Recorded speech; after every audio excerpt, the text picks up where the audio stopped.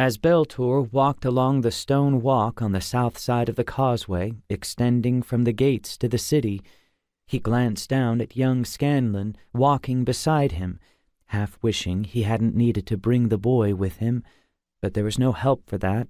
not if he wanted to keep the brunette he was seeking from spoiling too soon. Satisfied that the 10-year-old was having no trouble keeping pace, Beltur studied the low-lying fields that stretched almost a kay eastward from the main gates of Fenard before reaching the outer walls. Supposedly, the water gates in the outer walls and levees could be opened to allow the river, such as it was, to flood the fields, making them impassable to an armed force. The only problem, reflected Beltur, was that much of the time the Anard River was little more than a stream, unlike the River Galos, into which it flowed all too many kays to the northeast. He'd never quite understood how a cubit or two of water over the paved causeway in the fields would be much of a deterrent to a determined army, but then no one had asked him, and it was unlikely anyone who mattered would, or that they'd listen to a third-rate mage. In the meantime, he needed to see if he could find enough burnet, just because Salser hadn't gathered enough before he'd left, and there was no one else to gather it. Not that the great white mage Geralt could be bothered, nor even Sidon.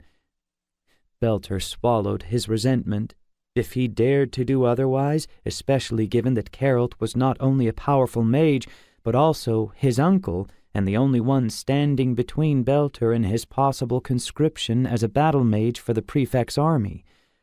The very fact that the prefect needed so much burnet meant trouble, since his principal use for it was as the main ingredient in a balm used to stop blood loss, and stockpiling the ingredients for that balm was a good indication that someone anticipated significant losses of blood.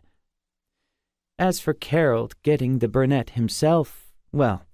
if Beltur were to be fair, he had to admit that it wouldn't have been the best idea to let his uncle or even Sidon anywhere near herbs, given that they both carried so much chaos that their touch would wilt the herbs largely to uselessness.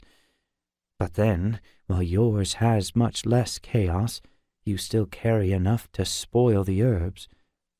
It would just take longer, Beltur knew, which was why Scanlan was accompanying him to the old herbalist's gardens.